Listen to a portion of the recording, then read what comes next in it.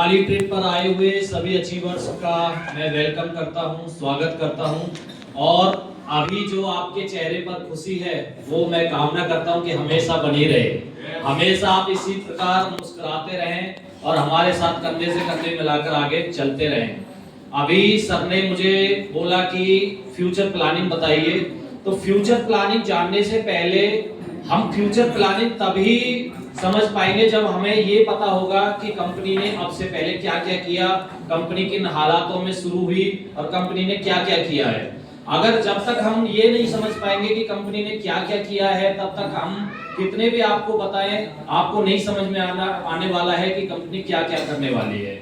तो सबसे पहले तो मनाली ट्रिप पर फिर से मैं बोलूंगा कि सभी अचीवर्स को मेरा वेलकम है कि आप सभी मनाली ट्रिप पर आए।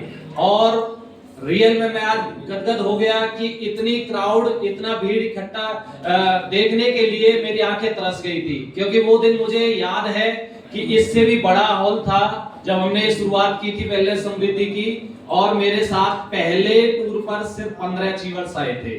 इससे भी बड़ा हॉल था और इसी तरह टेबल और चेयर लगी हुई थी और सिर्फ 2 चेयरों पे ही हमारे अचीवर्स थे। ओनली 15 अचीवर्स हमारे साथ आए थे। तो उस दिन हमने एक कसम खाई थी कि एक ना एक दिन इस हॉल को हम जरूर भरेंगे। तो आज पूरा हाउसफुल देखकर मुझे बहुत खुशी हो रही है कि आज हम उस हॉल को भरने में कामयाब हुए। पहला ट्रिप जब हम लेकर आए थे नैनीताल का, तो 15 अचीवर्स हमारे साथ आए।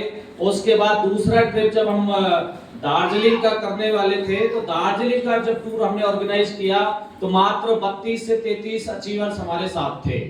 तो उसके बाद हमने पहली एनिवर्सरी मनाई हमने जयपुर के अंदर, तो वहां पर हमारे 37 अचीवर्स हमारे साथ कंधे से कंधा मिलाकर चले और थोड़ी सी हम भीड़ इकट्ठा करने में कामयाब हुए। लेकिन आज मुझे बहुत खुशी हो रही है कि पहली बात तो ये कि मनाली आने के लिए सच में हम तरस गए थे, क्योंकि पिछले साल भी हमने प्लानिंग किया था मनाली आने के लिए, लेकिन कुछ कारणवश हम नहीं आ पाए थे। और कुछ लोगों का कहना था कि मनाली तो बड़ी बड़ी कंपनियां, बड़े बड़े पैकेज वाली कंपनियां जाती है, आप लोग मनाली नहीं करा पाएंगे। तो मनाली आने के लिए सच में हम तरस गए थे और आज मुझे खुशी हो रही है कि हम मनाली के अंदर हैं और हिमाचल प्रदेश के अंदर हम मनाली का टूर जो है ट्रिप ऑर्गेनाइज कर रहे हैं आप सबके बीच में और हाउसफुल के साथ। सबसे बड़ी खुशी इस बात की है। हमारे साथ कुछ अचीवर्स आ नहीं पाए, कुछ कारणवश उनका थोड़ा इमरजेंसी के लिए वो आ नहीं पाए, क्योंकि अभी आपको पता है कि थोड़ा सिचुएशन खराब था वॉर की वजह से, इसलिए ये और भी ज्यादा हाउसफुल होने वाला था। लेकिन कुछ अचीवर्स अभी भी हमारे साथ नहीं आए। तो मैं चलता हूं सीधा आपको कंपनी की प्लानिंग के तरफ की कंपनी ने क्या क्या किया है, कंपनी क्या क्या करने वाली है। तो सबसे पहले जब हमने कंपनी की शुरुआत किया तो हमारे साथ कुछ चुनिंदा लोग थे, कुछ चुनिंदा लीडर्स थे। और सबसे पहले जो हमारी कंपनी का हाथ थामा वो बिहार और झारखंड ने हमारे कंपनी का हाथ थामा था और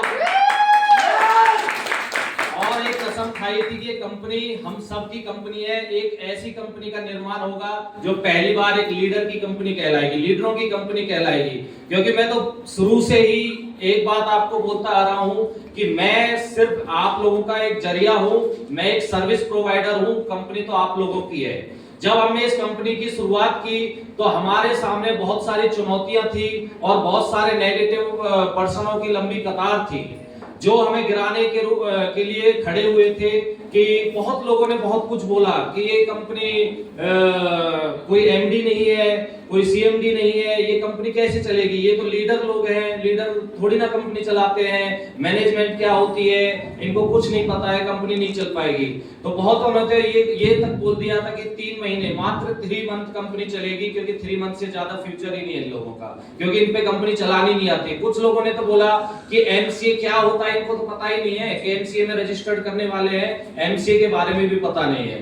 तो हमने सबकी बातों को अनसुना किया और हम आगे बढ़ते गए, क्योंकि हमें पता था कि हम क्या करने वाले हैं, क्या हम लेकर आए हैं। क्योंकि जिस प्लानिंग के साथ हम आए वो प्लानिंग इतनी तगड़ी थी कि हमें कोई हिला नहीं सकता था, क्योंकि बहुत लोगों ने ऑलरेडी प्रयास कर लिया। बहुत लोगों ने ये बोला कि कंपनियां, एमएलएम कंपनियां, डायरेक्ट सेलिंग कंपनियां तो 40 प्लस के एज के लोग चलाते हैं, ये तो बच्चे हैं।